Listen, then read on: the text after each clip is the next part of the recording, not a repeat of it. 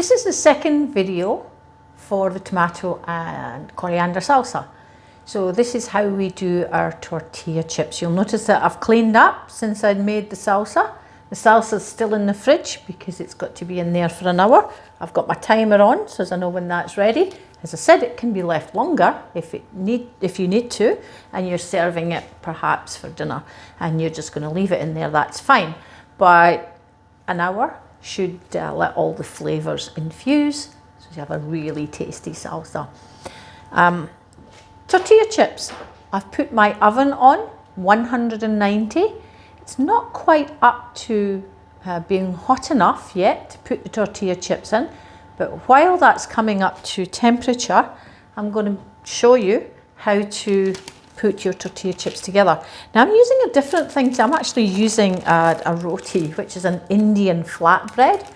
I just thought I'd give that a go, and we prefer that flavour. But you can use any type of tortilla chip. Okay, I've got my tray and my baking paper. Now the instructions in the recipe, they just say to prepare the baking tray with paper and oil. Don't put oil on your tray. You'll end up having to clean the tray. And you don't really want to do that if you don't have to. So you just take a little bit of water, pop it onto your tray, and let the water go all around the tray.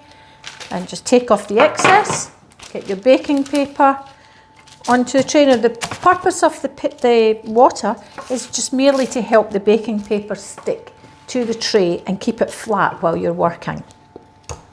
Then take your pastry brush with oil and brush the paper, not the tray, the paper.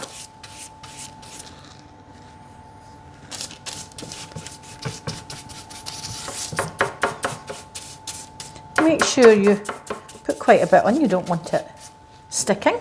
Okay. Then with your rotis, please make sure you take off any paper or any packaging that comes with the rotis. You want to give that roti or the tortilla chip a good brush with oil. I'm going to give the other one a good brush with oil. Now again, your instructions say to take off one, pop the non-oiled side onto the top of the oiled side of the other, making sure you get rid of the paper. Okay. And then cutting your tortilla chips into 8. So cut it across that way. So halving your wheel each time, making sure you're cutting right through.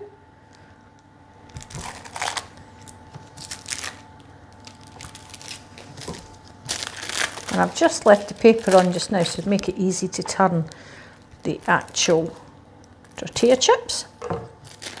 Now you're going to take the non-oiled side. I'm actually going to do this separately because I'm using rotis.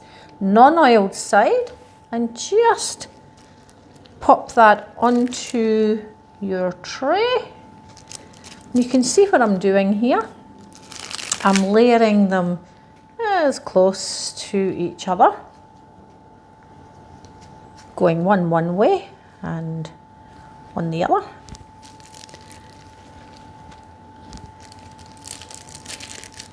Starting to get just a bit sticky for me. I've got my gloves on. Oh, go that way.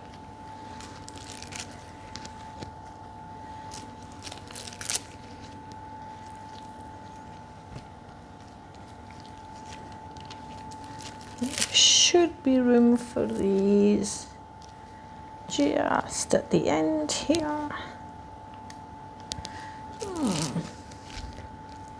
I'll manage to fit the last one on somewhere. I think if I move all these across. I was quite good at doing it at the start to get them up there. Here we go. And get the last one on there. And again, make sure you throw away any paper that comes with the packaging. Now, the instructions do say that you need to put some, make sure your oil side's up, put some salt onto your tortilla chips. Okay, so I'm just going to salt them there. That's enough. And also what I'm going to do, I'm going to be a rebel. I'm going to put some what's called za'atar. Za'atar is a Middle Eastern, blending my cultures here, a Middle Eastern blend of spices. If I can open this,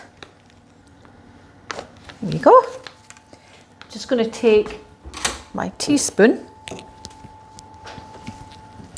and take just a little bit of za'atar.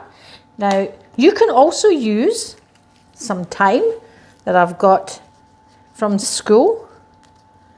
I picked this in the garden from school just before lockdown. I'm just going to put 2 or 3 of them. It's not very big thyme. It hadn't grown very much, but I'm going to just leave 3 of those. Whoops. Try not to get the stalk on there, Miss Mackenzie. Okay.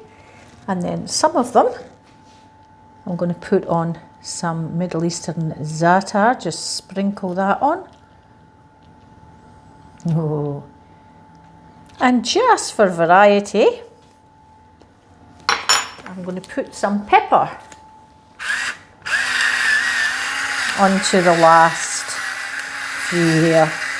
Just as there's different flavours on each one of the tortilla chips. I want to see your creativity. Let me know what it is that you do.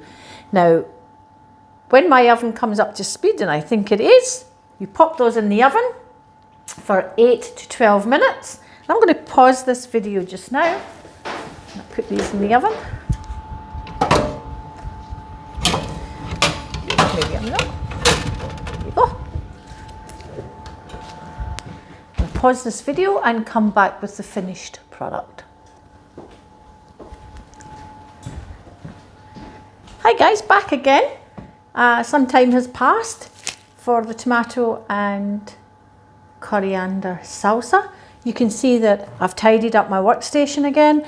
I've got my presentation tray and bowl ready, because remember, we eat with our eyes first. So please make sure that when you show your videos that you actually show me how you are going to serve your tomato and coriander salsa.